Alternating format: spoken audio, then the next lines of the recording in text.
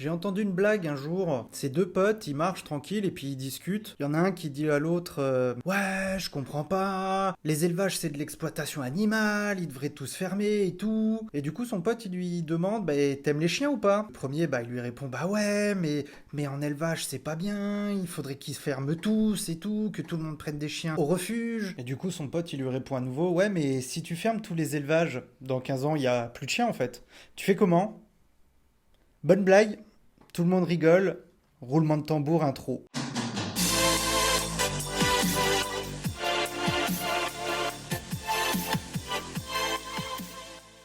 Oh la famille, c'est Q. J'espère que tout va bien pour toi et puis... Ça y est, ça commence les conneries? Oh là, toi aussi, si tu tombes pour la première fois sur une vidéo de la famille Q, n'hésite surtout pas à t'abonner parce que les... C'est quoi cette voix de merde? Parce que les 6000 abonnés, les 6000 membres de la famille, ils arrivent bientôt. On est toujours sur un rythme pour atteindre les 10 000 en fin d'année, donc allez, clique là. Aujourd'hui, on se retrouve pour une petite vidéo. C'est plus en fait un message que je voulais passer, ou du moins un point de vue. Il y a quelques temps, j'ai reçu un commentaire sur ma vieille vidéo où j'avais dit comment choisir un bon élevage ou comment choisir tout simplement un élevage.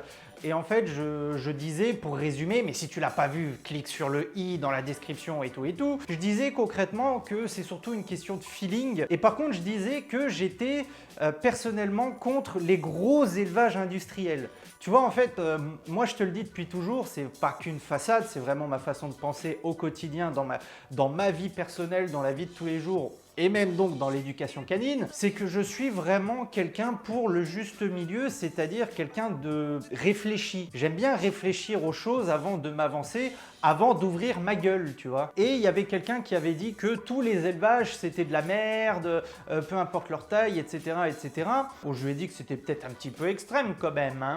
Elle m'a dit ouais, bon, disons que son discours s'est un peu atténué et calmé. Et on est retombé sur quelque chose de tout à fait neutre, de tout à fait objectif, j'ai trouvé. 10 mois plus tard, on a quelqu'un qui a commenté ce commentaire sur cette vieille vidéo, qui a dit que pour lui, tous les élevages c'était de la merde, en gros. Donc après, bon, il n'y a pas vraiment d'argument, c'est surtout dire que chaque élevage, peu importe lequel, que ce soit un petit, un grand, un moyen, une petite famille qui respecte la race et tout, eh ben peu importe, tous les élevages, c'est de l'exploitation animale. Il m'avait dit que la vision des extrêmes et des sensibilités, elle change avec le temps, que du coup, ce qu'on peut considérer comme aujourd'hui normal peut être considéré comme abject demain. Je suis tout à fait d'accord, hein. D'ailleurs, on le vit en temps réel, hein.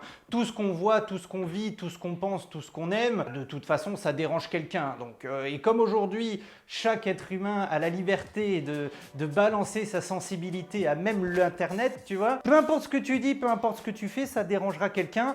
Et en général ce genre de personne ultra sensible, eh ben elle l'ouvre plus que quelqu'un qui est censé... D'ailleurs je suis pas là pour mettre des taquets à qui que ce soit, hein. Je respecte la façon de penser des gens, mais justement le fait de dire ça, moi tu vois, c'est quelque chose qui me pose un problème. Aujourd'hui, l'être humain, plus le temps passe, plus les jours passent, plus il me dérange, parce que justement, c'est pas parce que quelque chose heurte ta propre sensibilité que tu dois imposer ta façon de penser aux autres. Après, tu peux me répondre que, bah, c'est pareil, mais moi j'impose ma façon de penser à personne. Et du coup, moi, ma façon de penser, en fait, c'est que non, tous les élevages ne sont pas mauvais, parce que de toute façon, hein, l'intro, c'était une petite blagounette, hein, tu vois, on est ensemble, on est bien, on rigole un peu. Mais en fait, c'est vrai, tu fermes tous les élevages. Bah, dans 15 ans, il n'y a plus de chiens, et t'as plus de chiens, bah t'as plus de cul. Alors oui, bon, ça fermerait la famille Q, certes, mais c'est même pas ça la question, en fait, c'est que moi, je préfère les chiens aux êtres humains.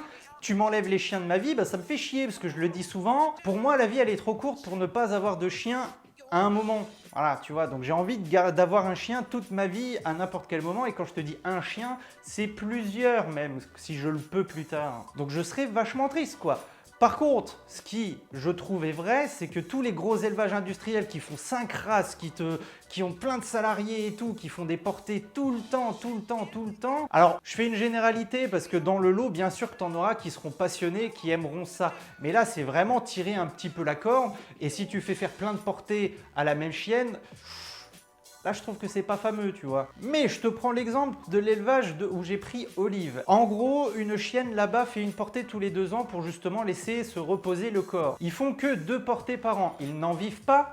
C'est une passion. Moi, l'expression que j'utilise, c'est qu'ils distribuent du bonheur. C'est-à-dire qu'en fait, ils distribuent un chien pure race dont ils sont complètement fous, ils sont complètement passionnés, ils essayent de donner cette passion à d'autres personnes, ils trient les futurs maîtres, les potentiels maîtres, ils expliquent, ils donnent plein de conseils, ils accompagnent après la venue du chiot chez soi et tout et tout et tout. Ça, c'est typique d'un élevage qui est top et qui n'est pas là pour se faire de la thune non plus. Chaque chien, selon le sexe, la couleur, etc., ne voit pas son prix varier, contrairement à d'autres. Et si tu estimes que c'est mieux de prendre en refuge, mais on est tous d'accord là-dessus. On est tous d'accord que sortir un chien d'un refuge, c'est quelque chose de merveilleux et je le conseillerais à tout le monde. Enfin, du moins, je conseillerais la chose ou du moins de la considérer parce que c'est pas facile non plus. Faut pas croire que ouais, pourquoi les gens ils prennent pas les chiens dans les refuges? Bah, c'est pas facile comme taf. T'as cru quoi qu'un chien qui a été complètement bousillé par un précédent maître, par de précédentes situations, tu crois que c'est facile de le récupérer chez toi, adulte et tout, et bosser dessus? Non, c'est pas facile. Déjà que prendre un chiot, c'est pas facile. Maintenant, prendre un chiot, c'est pas non plus évident, loin de là, j'arrête pas de le dire et de le gueuler partout, mais prendre un chiot dans un bon élevage, ce n'est pas quelque chose de mal. Tu prends un être vivant que tu accueilles chez toi, tu fais tout le taf, toute l'éducation, t'en chies ta race, et tu t'en sors plutôt bien à la fin, eh ben, ça te donne un chien vachement bien éduqué, enfin, ou du moins plutôt bien éduqué, un chien heureux dans ses patounes. En quoi c'est mal? Et surtout, j'ai envie de te dire, autant on ne juge pas le goût et les couleurs, autant j'ai aussi envie de te dire, on ne juge pas quelqu'un qui a envie de prendre un chiot pour tout lui apprendre. Parce que c'est toi, du coup, qui va façonner ton futur chien. C'est quelque chose, c'est une expérience à vivre. Hein. Et moi, j'estime personnellement qu'on ne doit pas juger ça. Par contre, la seule chose que je vais te demander de faire, s'il te plaît, c'est de prendre le temps, déjà d'une, de savoir tout ce que ça implique de prendre un chiot, mais bon. Et surtout, de te renseigner sur un bon élevage. Tu vois la petite comparaison depuis un an, la situation qu'on vit et tout, où on nous dit qu'il faut arrêter d'aller dans les grands centres commerciaux et privilégier les petits commerces. Tout le monde en avait rien à foutre des petits commerces avant le confinement. Hein. Des gros centres commerciaux qui popent en dehors des villes à 55 millions de dollars, là. Tout le monde est content, ça fait un grand centre commercial, c'est beau, c'est neuf, c'est sympa. Et en attendant, t'as tous les commerces en centre-ville, ils crèvent la gueule ouverte. Et tout le monde s'en fout. Même le maire de la ville, il en a rien à battre. Et là, bah, t'as le Covid, oui, il faut donner son argent aux petits commerces, il faut sauver les petits commerces. Eh ben pour moi, les élevages, c'est pareil. Renseigne-toi, privilégie les petits bons élevages qui respectent le chien. Il y en a des tonnes.